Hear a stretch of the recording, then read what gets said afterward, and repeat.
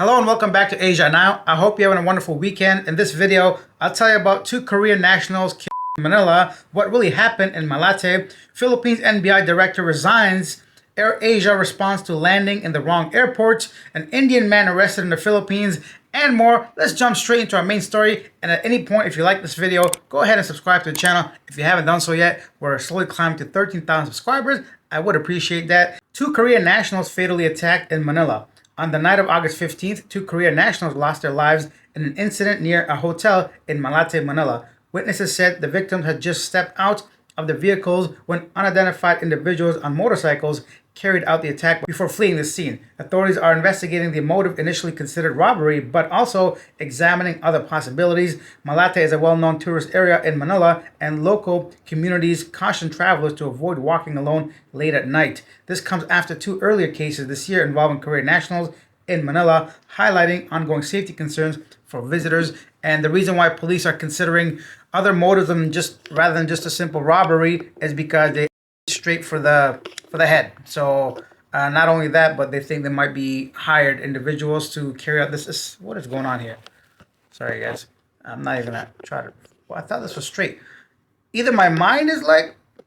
Anyhow, so yeah, another reason why South Korean tourists have declined this year significantly. Cases like this don't help tourists and, of course, perception.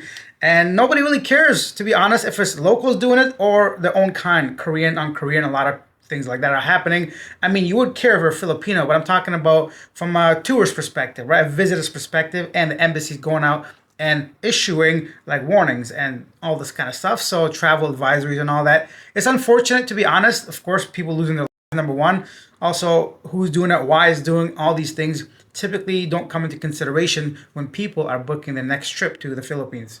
And then an Indian man, 48 years old, wanted in Qatar for forging company documents, was arrested in Dagupan City by the Bureau of Immigration. Nathani, the guy's name, wanted by Interpol since 2017 for falsifying purchase orders, bills, and evading payments, had overstayed in the Philippines since 2016. He was found in a residential area and is now detained at the BI facility in Taguig pending deportation. BI Commissioner Joel Viado, I guess I forgot his middle name, Joel Anthony Viado. It's kind of funny how I know this man's middle name. I cover so many NBI immigration stuff that I remembered his middle name. So yeah, hey, Mr. Anthony. Anyways, BI Commissioner Joel Anthony Viado emphasized that the country will not harbor foreign fugitives. Yes, and speaking of harboring foreign fugitives and NBI and deportation, I just made a video on living abroad talking about what could get you deported from the Philippines. If you guys are curious to go on to living abroad, I'll leave the link to that video in the description as well. If you're bored, got nothing to do.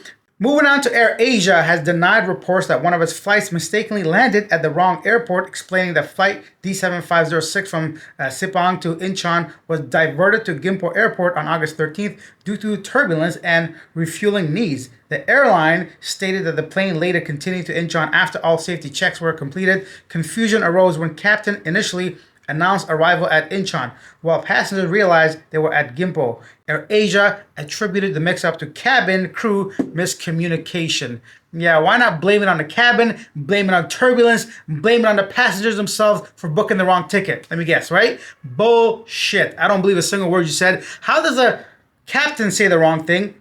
The cabin crew have no idea where you're landing, and they didn't even know until some passengers pointed it out, and 3 hours later, not prepared for any... I just call BS. They obviously don't want to look bad. A lot of people actually complain about Air Asia. Personally, I haven't had many problems with them, but I know they are not liked by a lot of people. And then it's been confirmed the NBI investigation director, Jamie Santiago, who cited, quote, an orchestrated move to tarnish his reputation as the reason for stepping down. I wonder what happened there, and I wonder if those NBI presentations of like random people covering their face in front of camera and just showing them to the people are going to continue once this guy steps down. That's just a personal curiosity of mine. Next up, here's a compilation of videos of different rivers and checks in Cebu City. Creeks. Rivers and creeks, bro. Come on. Rivers and creeks in Cebu City. What am I thinking about? Checks. Come on, man. Trying to get that money? I don't know. I don't got no money to get. Anyways, here is a compilation of videos of the different rivers and creeks in Cebu City after a heavy downpour that was experienced later or late at night on Friday, August 15th. I know one person sadly passed away. And even more crazier flash floods happening in Pakistan right now. Very quickly, I'll tell you about this. Flash floods triggered by torrential rain have taken the lives of 280 people and left scores others missing in India and Pakistan over the past 24 hours. Officials said Friday as rescuers brought to safety some 1,600 people from 2 mountainous districts in neighboring countries. So sad. That's over 220 people and so many more missing. And then the LTO suspends the license of this guy doing this kind of dance on his motorbike. So you might be wondering, what is this man doing and why is he dancing like that? Well, by now you may have all seen this viral video, probably the most viral video of 2025. This young Indonesian guy in front of a boat, just basically dancing. And this is called aura farming. If you don't know what aura farming is, basically looking cool while doing something that you love and in a natural way. So the funny thing is, this guy, this is like obviously all over the world. You may have seen your kids doing it, maybe some neighbors on video. Everybody trying to mimic this Indonesian boy because he looks so cool doing it. I can't play the audio, obviously the music is gonna get copywritten. But the point is, it went viral. Everybody's trying to do it. But they're missing the whole point. The aura farming is supposed to be something natural, not something you set out to do, right? You're supposed to be enjoying it, looking cool, something you love doing, and that's what it's called, basically. But not like copycatting somebody, especially a grown man on a motorcycle. Let me know, what do you think? This guy getting suspended. You think it's cool what he's doing or corny as fuck? So which one do you fall under? I think I have a pretty good feeling which most of this audience are gonna say.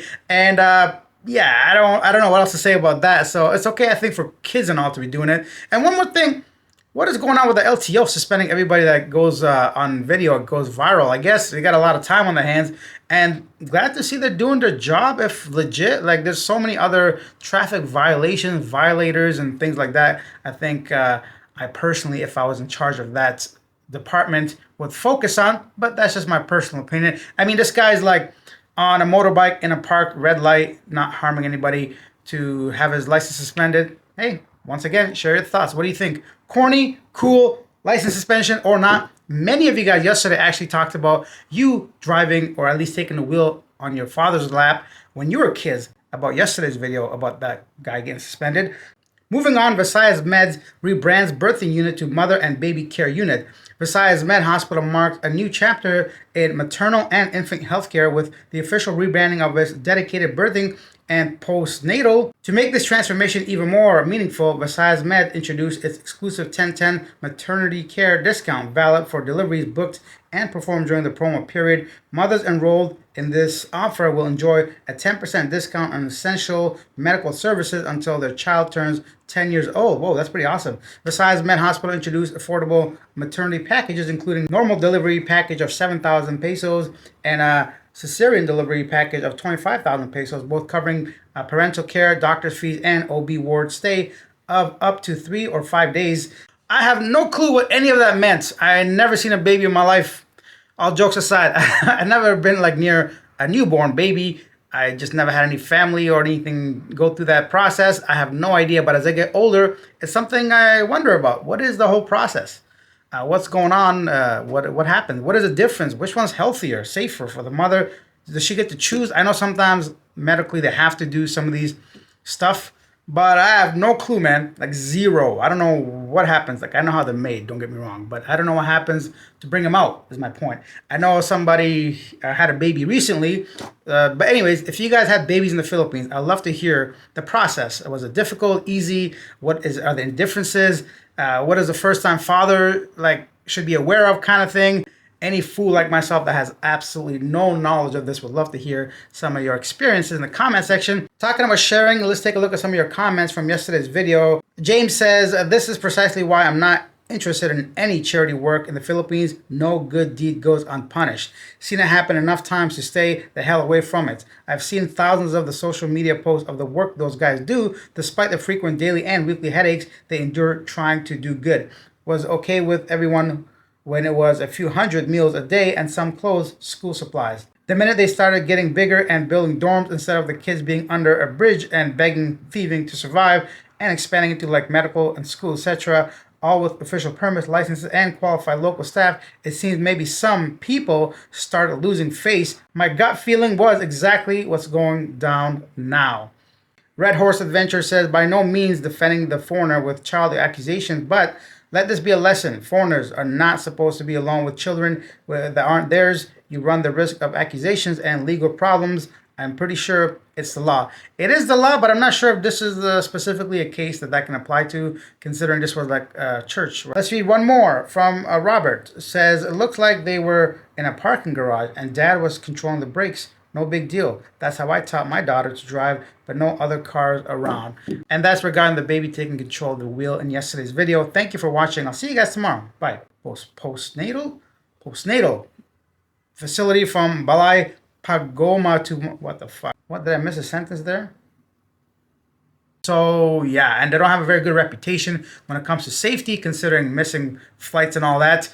I don't know if it's Asia, definitely Malaysia. That's Malaysian airline.